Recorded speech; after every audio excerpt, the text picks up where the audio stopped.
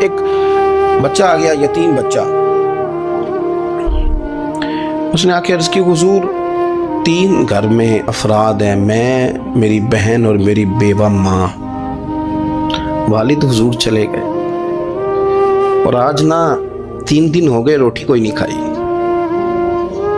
میں اس منظر کو بھی جانتا ہوں کہ جب یتیم گھر میں اکٹھے بیٹھے ہوتے ہیں اور پتہ ہوتا ہے ان کو کہ ہماری اماں کے پاس آج پیسے کوئی نہیں اور گھر میں روٹی بھی کوئی نہیں، تو پھر ان کو بھوک ہی نہیں لگتی۔ ہاں نہیں لگتی۔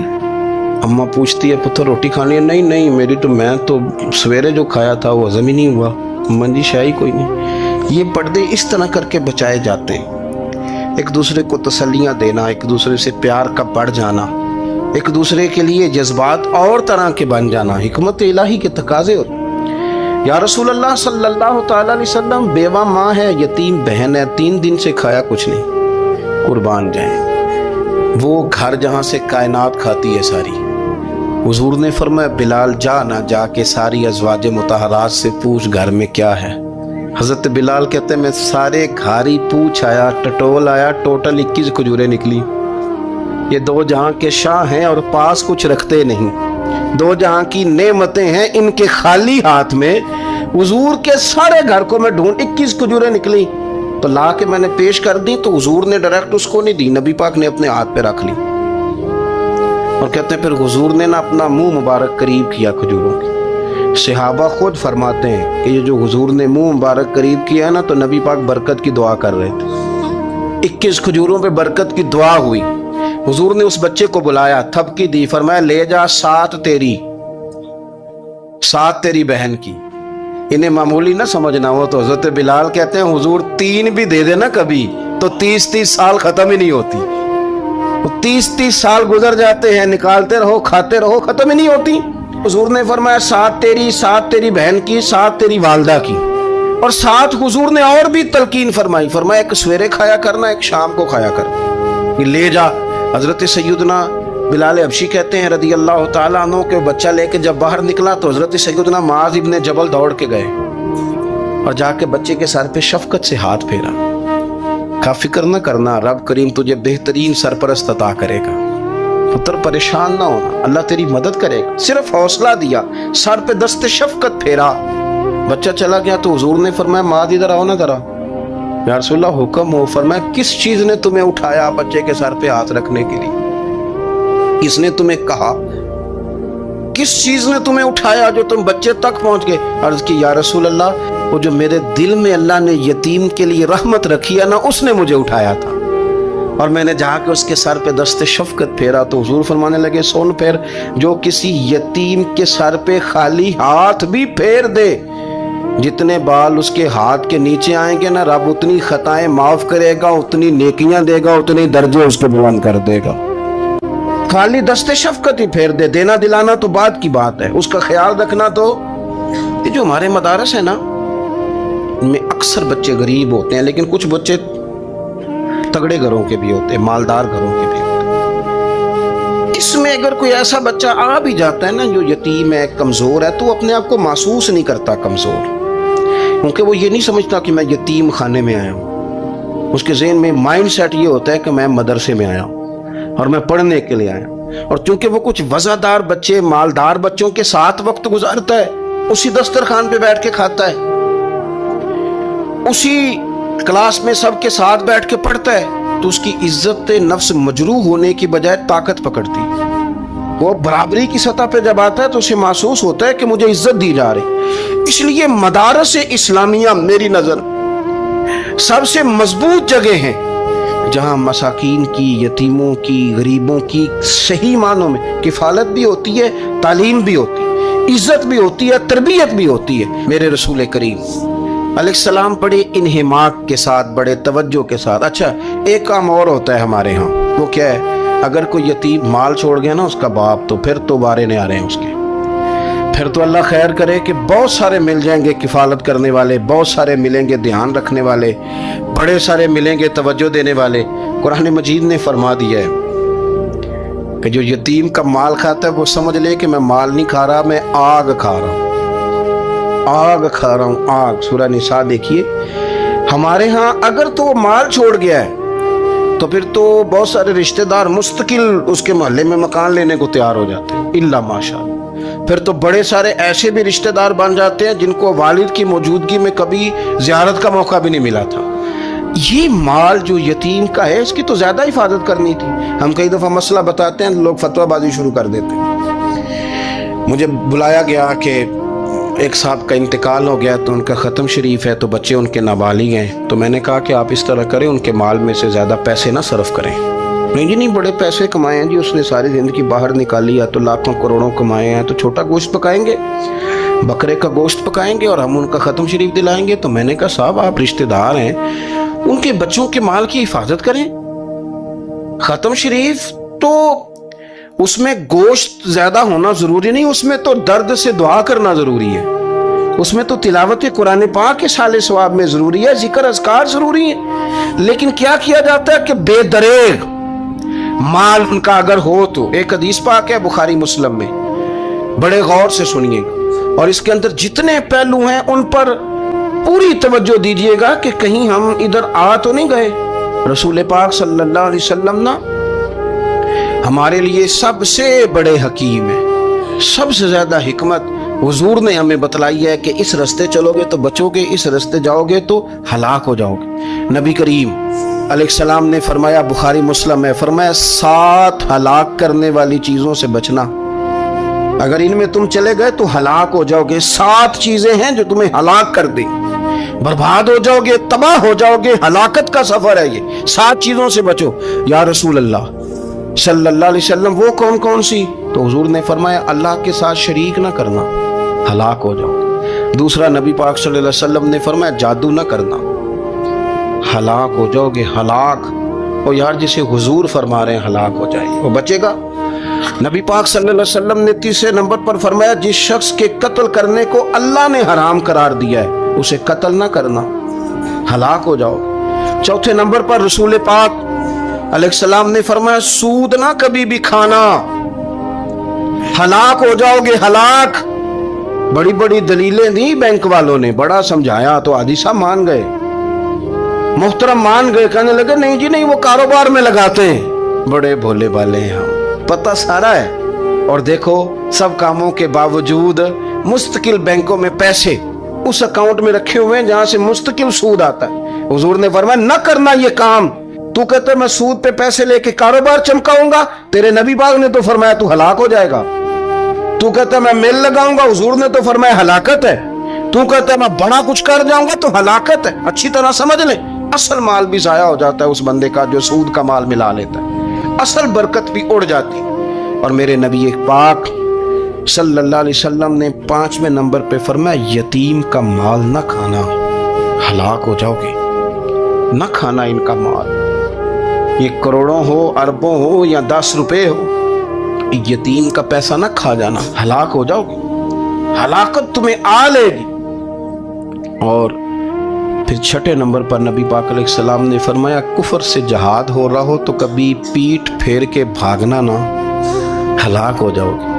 और 7वें नंबर पर अल्लाह के रसूल ने फरमाया बेकसूर और बेगुनाह औरत पर तोहमत ना लगाना, बिला वजह बहू के खाते ना कुछ डाल दे, बिला वजह भाभी और बीवी और किसी भी खातून पर कोई इल्जाम बेकसूर औरत पर बहतान ना लगाना।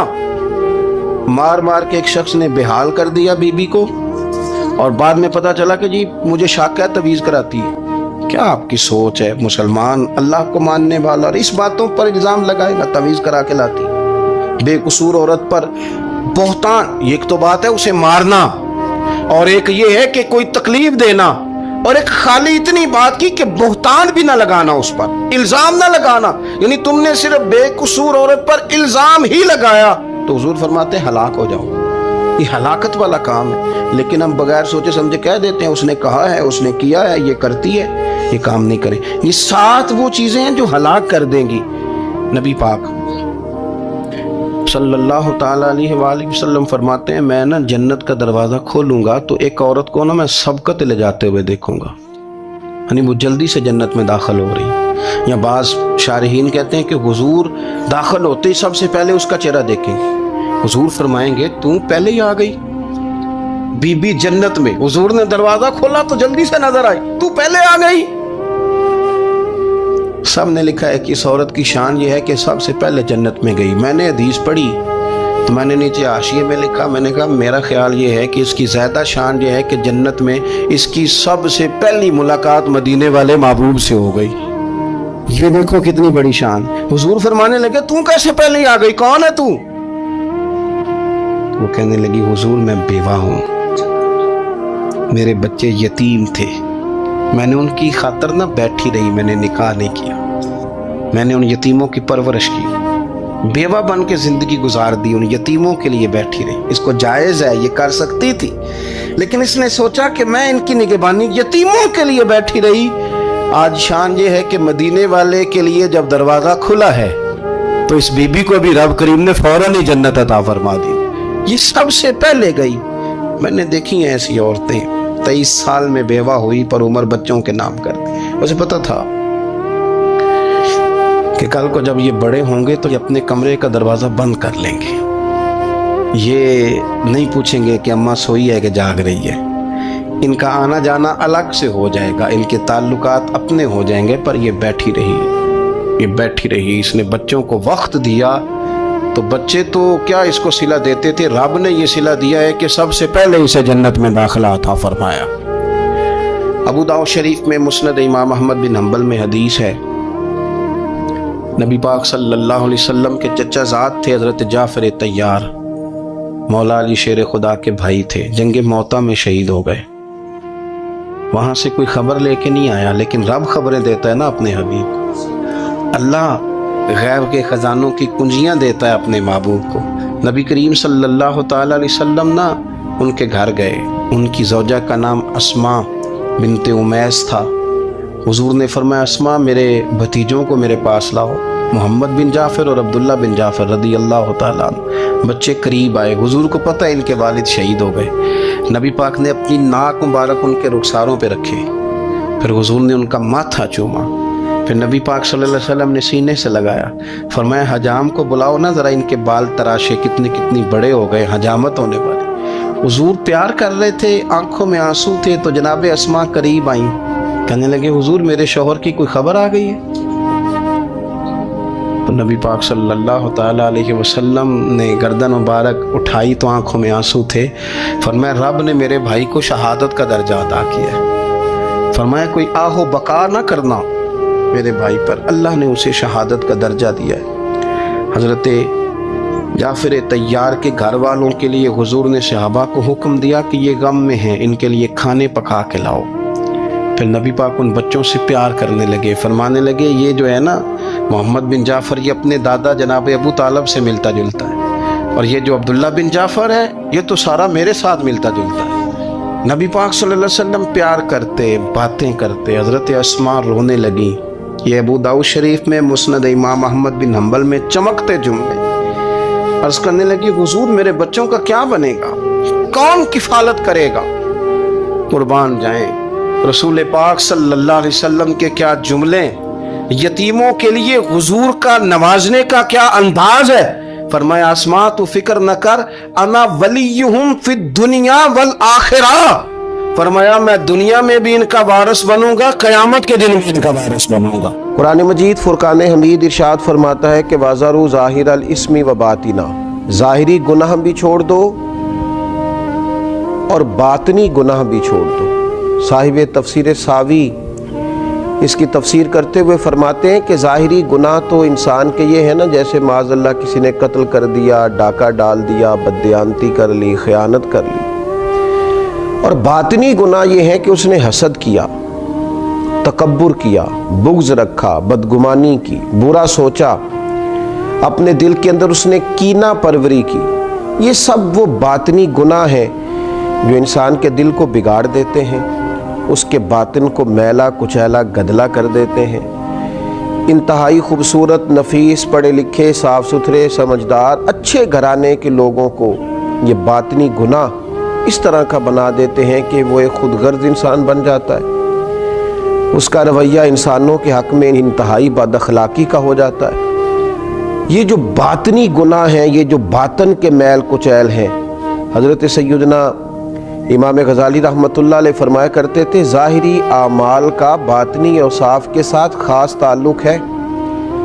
فرماتے ہیں اگر باطن خراب ہو جائے تو ظاہری اعمال بھی خراب ہو جاتے ہیں، اور اگر باطن اجلا ہو، خوبصورت ہو، صاف ستھرا ہو، عاجزی والا ہو، انکساری والا ہو، خیر خواہی والا ہو، اللہ کے بندوں کی محبت والا ہو، اچھی سوچ والا ہو، اس کے اندر یہ ساری خوبصورتیاں موجود ہوں تو پھر انسان کا باطن بھی سنور جاتا ہے۔ ہمارے دلوں کے اندر بعض ایسی چیزیں ہوتی ہیں جو ہمارے لیے انتہائی خطرناک ہوتی ہیں۔ حسد کا سادہ معنی جو ہمارے ہاں کیا جاتا ہے وہ جلنا ہے۔ تو مجھے بتائیے جو آدمی جل رہا ہوگا وہ سکون کیسے پائے گا؟ بغض کا معنی دل پر کسی کے لیے بوجھ رکھنا بھی کیا جاتا ہے۔ تو جب اپنے دل میں کسی کے لیے بوجھ رکھا جائے گا، تکلیف محسوس کی جائے گی، تو کیا انسان قرار پائے گا؟ تکبر کا معنی یہ ہے کہ آپ نے اپنے آپ کو بڑا جانا، کسی کو چھوٹا اور حقیر سمجھا۔ تو جب ہر وقت آپ اپنی بڑائی ہی کے چکر میں پڑے رہیں گے تو کیا دل کو قرار آئے گا؟ تو یہ وہ باطنی اور روحانی مسائل ہیں جو سامنے والے کا تو شاید کچھ نہیں بگاڑتے، لیکن اپنے آپ کو وہ تکلیف میں، اذیت میں، پریشانی میں مبتلا کر دیتے۔ تو ان روحانی مسائل کی معرفت رکھنا، ان کا خیال رکھنا، نبی اکرم نور مجسم صلی اللہ تعالی علیہ وسلم نے فرمایا تمہارے وجود میں گوشت کا ایک لوتھڑا ہے، اگر وہ ٹھیک ہو گیا تو سارا جسم ٹھیک ہو گیا، اگر وہ بگڑ گیا تو ہر چیز ہی بگاڑ دے گا، بگڑ گئی ساری چیزیں۔ یا رسول اللہ صلی اللہ تعالی علیہ وسلم وہ کون سا لوتھڑا ہے؟ تو فرمایا وہ تمہارا دل ہے۔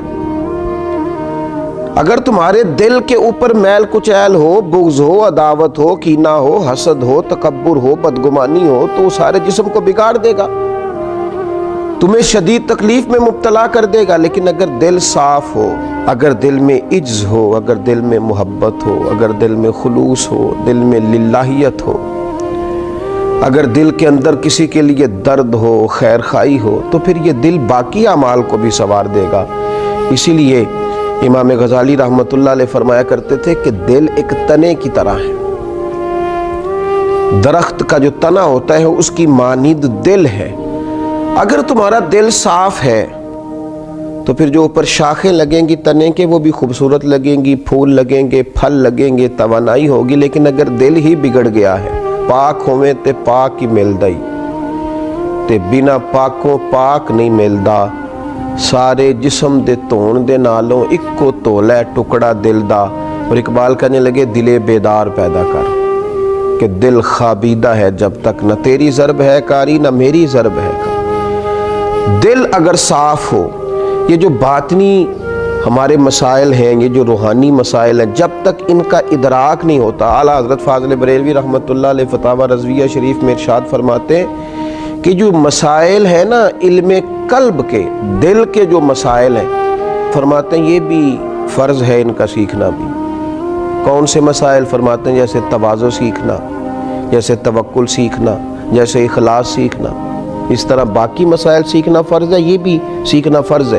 اور فرماتے ہیں جس طرح بہت سے حرام چیزوں کی معلومات ہونی چاہیے کہ یہ ٹھیک نہیں، یہ منع ہے، یہ درست نہیں ہے، اس سے اللہ رسول ناراض ہو جائیں گے، اسی طرح جو محرمات باطنیہ ہیں، یعنی تکبر ہے، ریا ہے، عجب ہے، حسد ہے، ان کی معلومات ہونا بھی ہر مسلمان کے لیے فرض ہے۔ اور پھر آگے چل کے آپ ارشاد فرماتے ہیں عظیم روحانی پیشوا سلسلہ قادریہ کے عظیم روحانی بزرگ اعلیٰ حضرت فاضل بریلوی رحمۃ اللہ علیہ ارشاد فرماتے ہیں جس طرح پنجگانہ نمازوں کی فرضیت جاننا ضروری ہے، اسی طرح حصول اخلاص کا علم ہونا بھی ضروری ہے۔ اس لیے کہ ہر عمل کی صحت، ہر عمل کا ٹھیک ہونا، اللہ کی بارگاہ میں قبول ہونا اخلاص ہی کی بنیاد پر ہے۔ اگر اخلاص کی معلومات ہی نہ ہوں گی تو یہ وہ روحانی مسئلہ ہے، یہ وہ روحانی مسئلہ ہے جو تمام اعمال کو ضائع کر دے گا، اکارت ہو جائے گی کی ہوئی ہر ایک نیکی۔ پھر آپ ارشاد فرماتے ہیں جس طرح حلال و حرام کا علم ہونا ضروری ہے، اسی طرح ریاکاری کا پتہ ہونا بھی ضروری ہے۔ فرماتے ہیں بڑے بڑے عابد ہیں، بڑی بڑی بہترین عبادت ہے، پر اپنے دکھاوے کی وجہ سے، ریاکاری کی وجہ سے اس عبادت کو ضائع کر لیتے ہیں۔ اعلیٰ حضرت فاضل بریلوی رحمۃ اللہ علیہ فرماتے ہیں جس طرح ظاہری اعمال ان کے فرائض سنن واجبات کا جاننا ضروری ہے۔ اسی طرح انسان کے لیے خود بینی اور حسد کے مسائل کا جاننا بھی ضروری ہے، اس لیے کہ حسد تو اعمال کو کھا جاتا ہے جس طرح لکڑیاں کھا جاتی ہیں۔ یہ جو روحانی مسائل ہیں، یہ جو اندر پنپ رہے ہوتے ہیں، اور امام غزالی رحمۃ اللہ علیہ فرماتے ہیں اس میں تخصیص نہیں کہ یہ تکبر، حسد، بغض، عداوت صرف جہلاء میں ہوتا ہے، کہتے ہیں یہ پڑھے لکھے لوگوں میں بھی ہوتا ہے۔ اس میں تخصیص نہیں کہ یہ صرف غریبوں میں ہوتا ہے، یہ امیروں میں بھی ہوتا ہے، یہ صرف نادانوں میں نہیں ہوتا، سمجھدار لوگوں میں بھی ہوتا ہے۔ ان اعمال کا جاننا، ان کا حساب کرنا، یہ بڑا روحانی موسم ہے رمضان المبارک کا۔ اس مقدس موسم کے اندر جہاں ہم اپنے ظاہری اعمال پر توجہ دیں گے، جس طرح ہم اپنے نماز کو ٹھیک کریں گے، وضو کو ٹھیک کریں گے، جس طرح زکوٰۃ ادا کی جائے گی، اسی طرح روزہ ایک باطنی عمل ہے جو اللہ اور بندے کے درمیان راز ہے۔